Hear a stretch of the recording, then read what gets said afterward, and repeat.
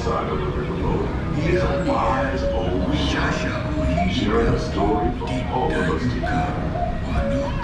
He's telling a tale of how a woodpecker taught a young tribesman to take a hollowed-out branch and turn it into that most wondrous musical instrument, the flute.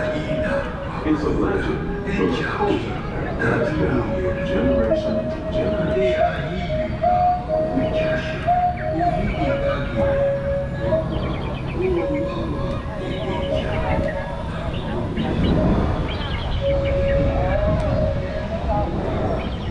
And there, just beyond the shaman, is a tribe of Plains Indians setting up their camp along the banks of the river. They'll be here for a few months and then move on.